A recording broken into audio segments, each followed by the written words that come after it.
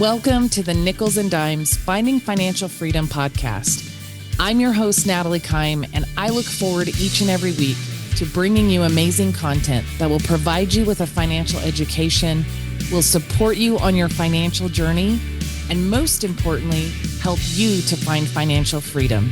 I hope you enjoy today's episode.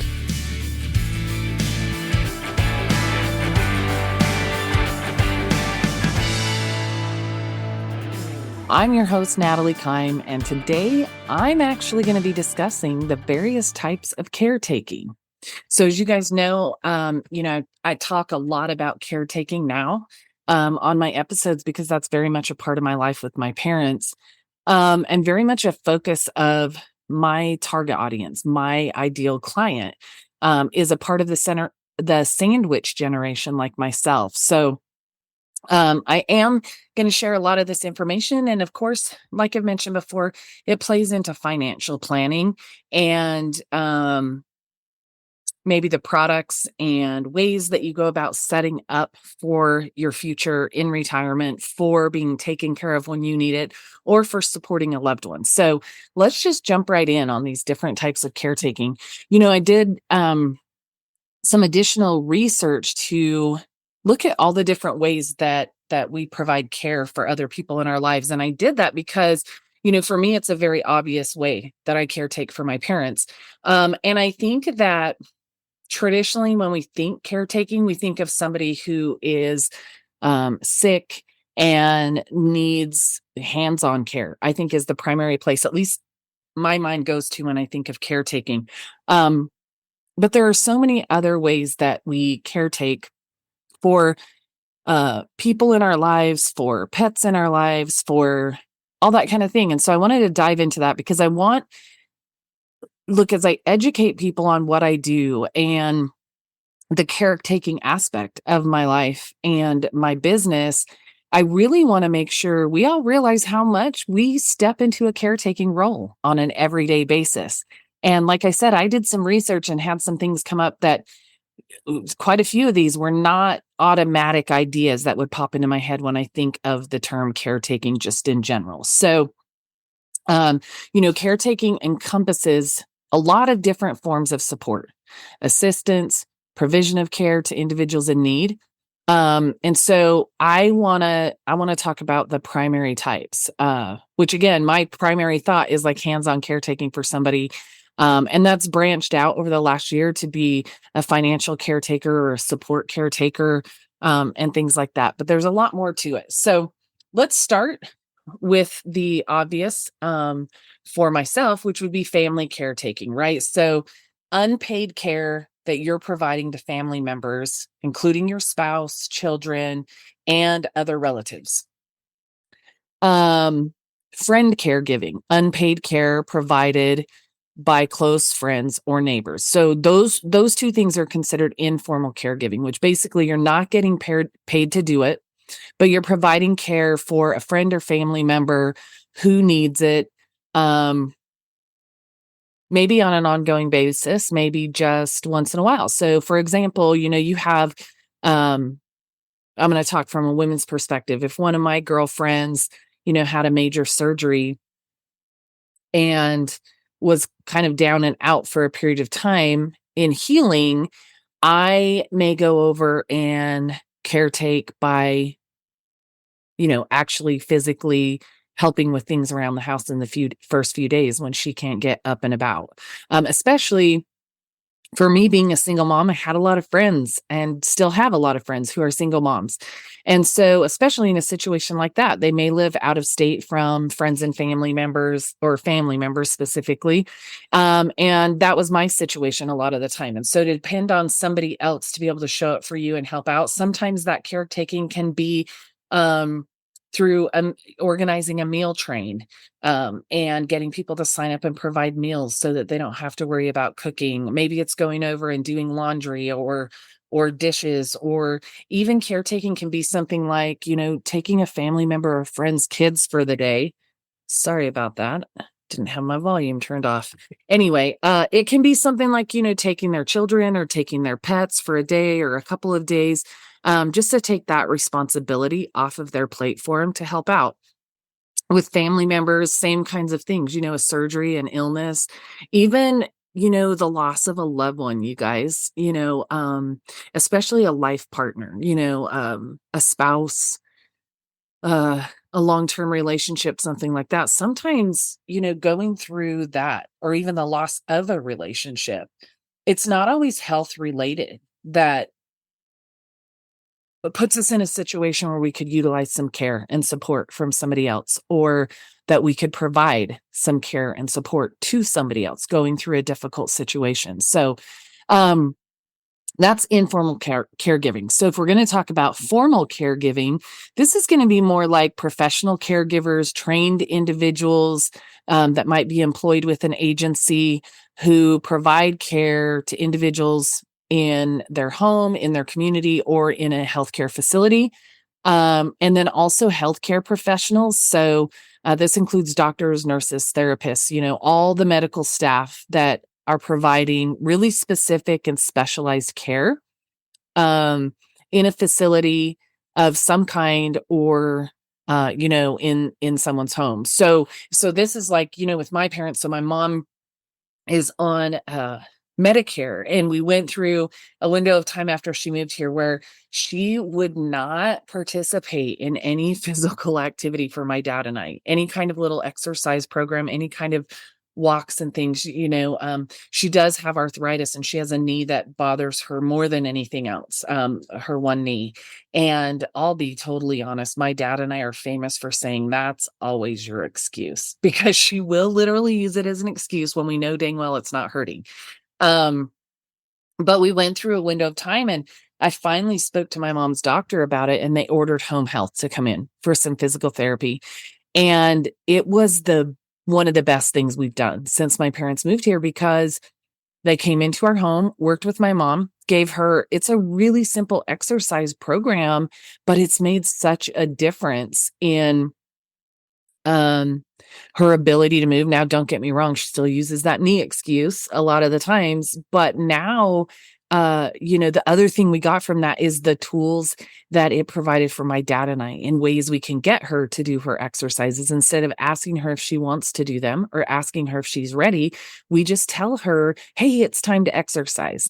And in the beginning, my dad or I, and probably a little heavier myself in the beginning, would do the little exercises with her. It's like a 10-minute routine. And it has transitioned. My dad is the one that does it with her pretty much all the time now, at least once, if not twice a day. The nice thing, though, is they came in for, I don't remember if it was a month or 2 months. I want to say 2 months. And they were coming like a couple times a week and would take my mom through the routine. And then once they had established that routine and she was participating really well with them, which she always did. That's the funny thing, is my mom will do it when there's a professional, right, here to do it with her, but she was resisting my dad and I. But not only did, we gain a routine for mom that works well for her, we gained some additional knowledge about how we can get her to participate. And that helps us keep our peace of mind and our patience as well, which I've spoken before, that one of the hardest things in caretaking is hanging on to your patience and remembering the empathy side of it. But you also have to evaluate the full situation. Sometimes I am not empathetic with my mom. I'm bossy because I know she can, I know she should, and the doctor's given us direction on how to handle situations. But there are some times that empathy is required and patience is required, and that can go out the window really quick in a caretaking situation. So, these professional caregivers came in, they created a routine. They've been gone for a couple months. My mom still does her routine at least once a day, if not twice.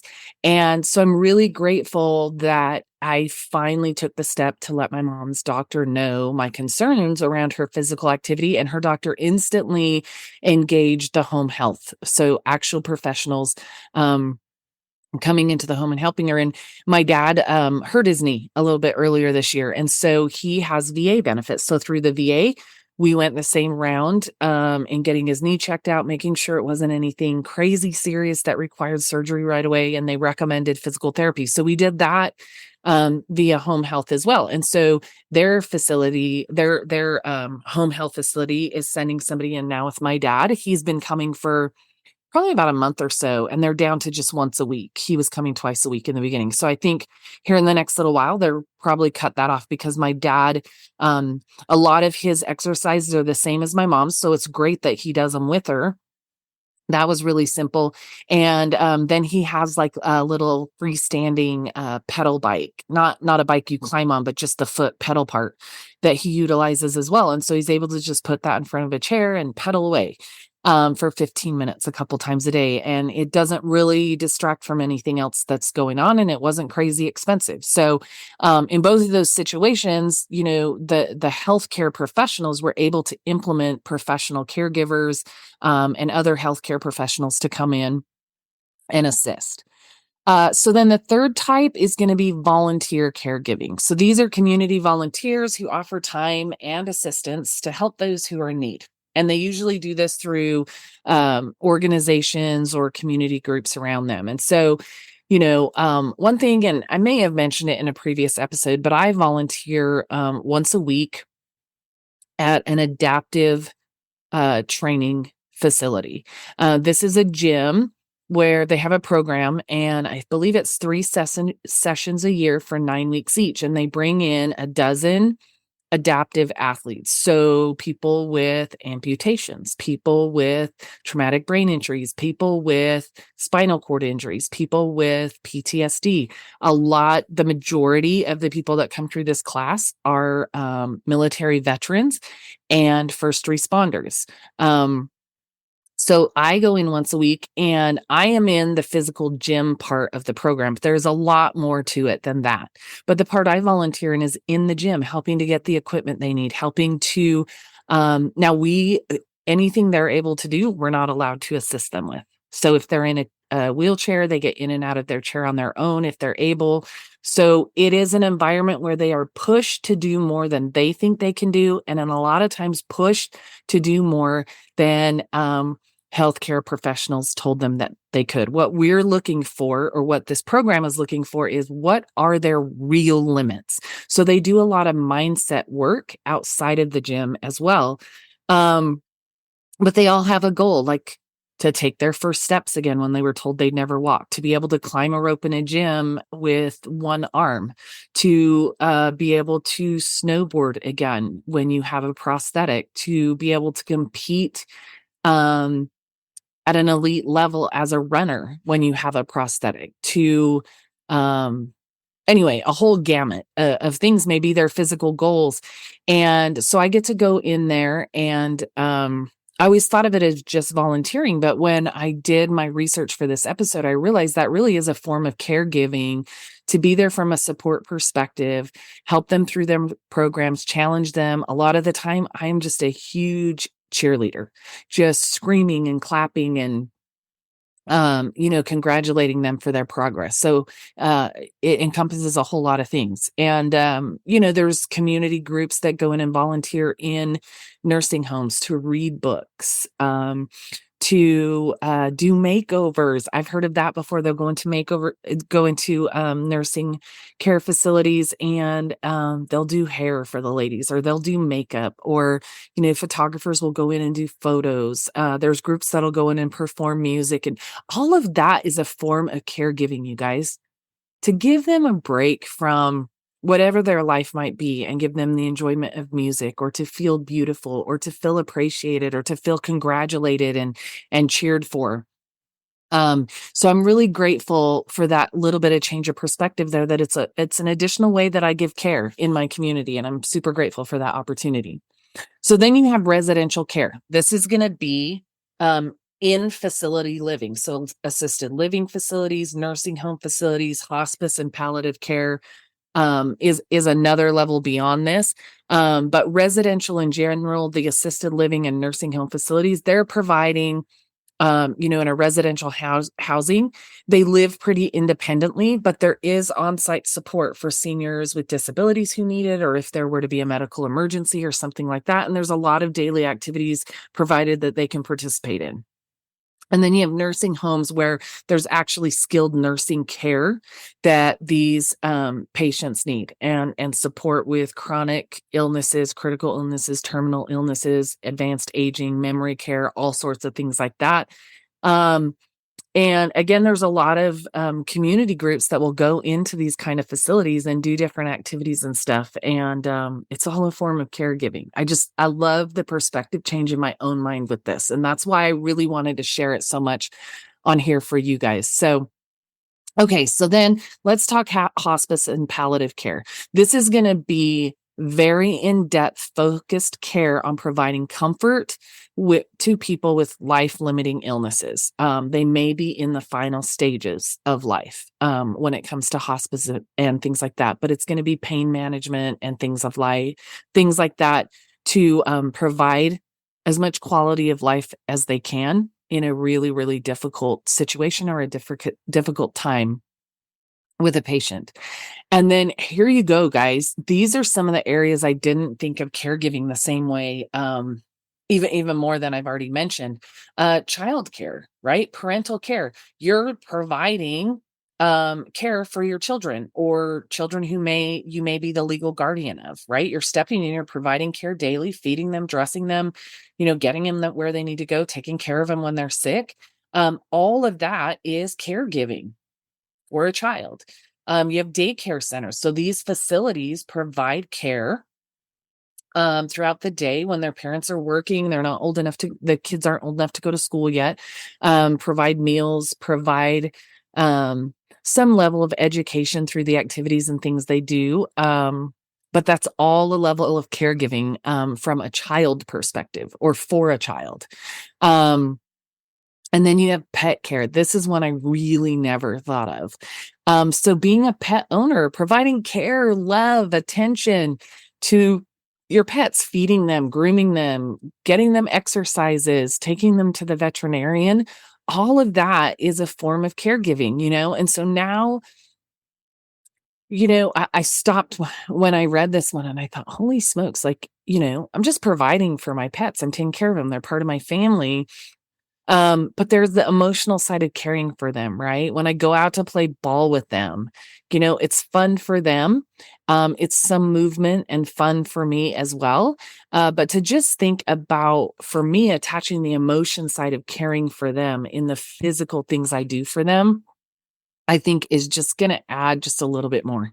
When I feed them, when I sit down and they snuggle up to me on the couch. I am a pet mama. My pets sleep on my bed and they sit on my furniture, and they are 100% part of the family.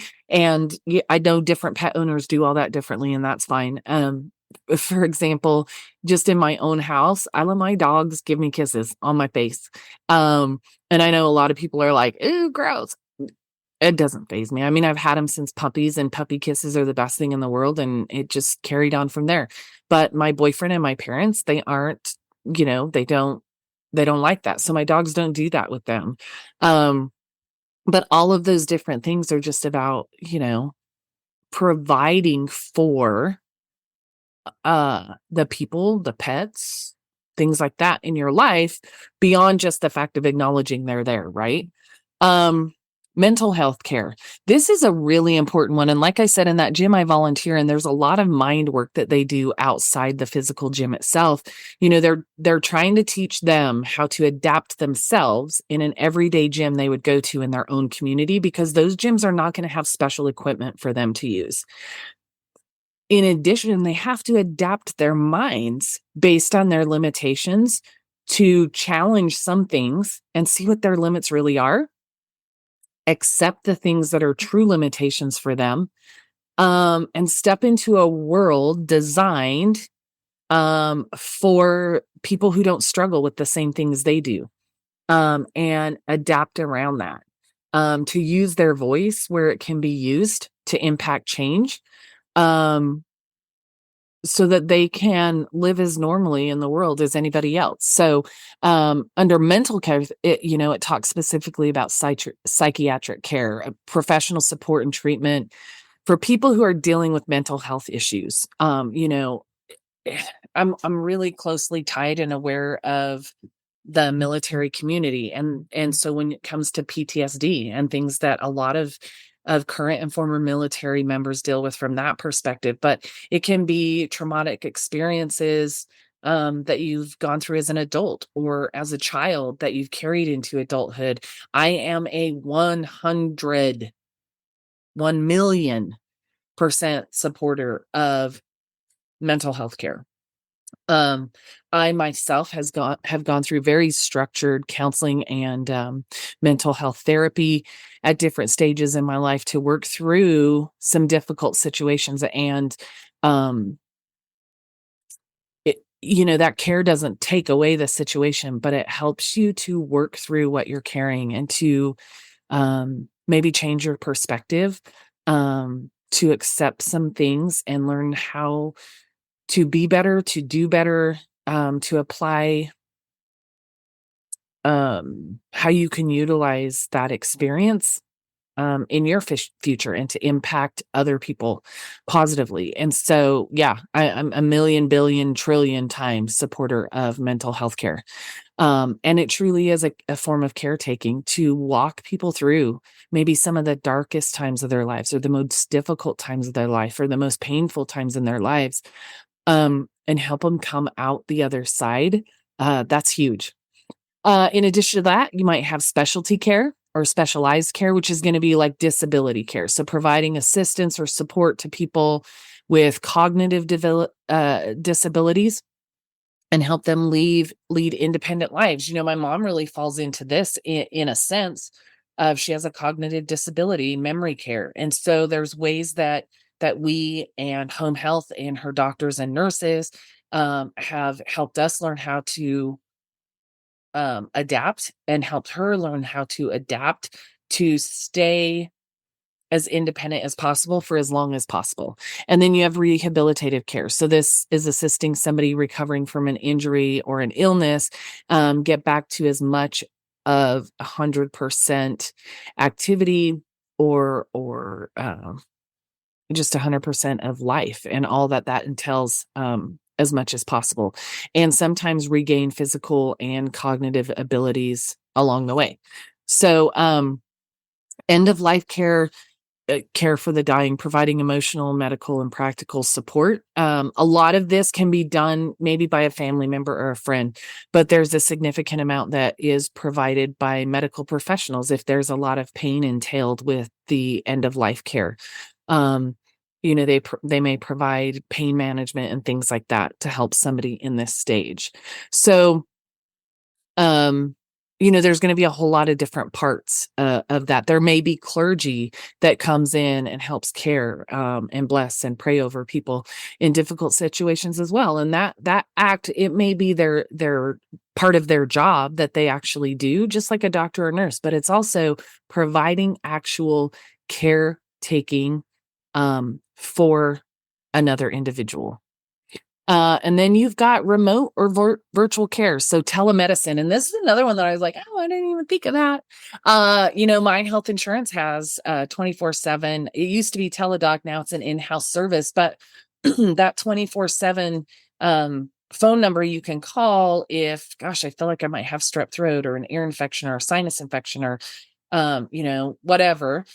You can call and set up an appointment with a doctor or nurse practitioner over the phone. And now a lot of them have added a video feature. So it's almost like you're there in front of them, but it gives them the additional ability to see you as well as hear about your symptoms, and kind of dial in that diagnosis, whether it's a medication or, hey, you really need to get to an emergency room or schedule an appointment with your doctor next week to go in. I feel like this might be more serious than just an ear infection. Like, let's get into a doctor and run some tests. But they're still providing that care from a virtual perspective. And I think this really came about through the COVID era, right? When doctors' offices for traditional care, unless it was an emergency, there wasn't a lot of that going on for a period of time, and some areas of the country for longer than others.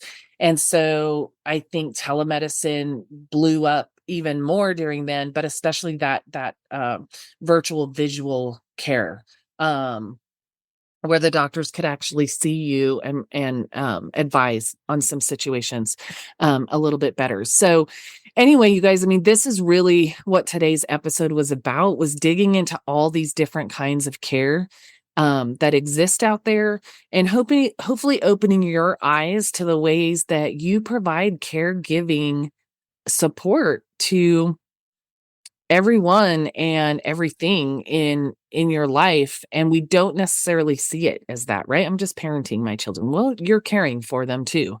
Um, and there is responsibility that comes along with each of these. There is the weight of carrying that support that can be hard. Gosh, as a single mom, there were times I just was like, man, I just need 24 hours, and I didn't have it. And so to have girlfriends going through the same journey where I could,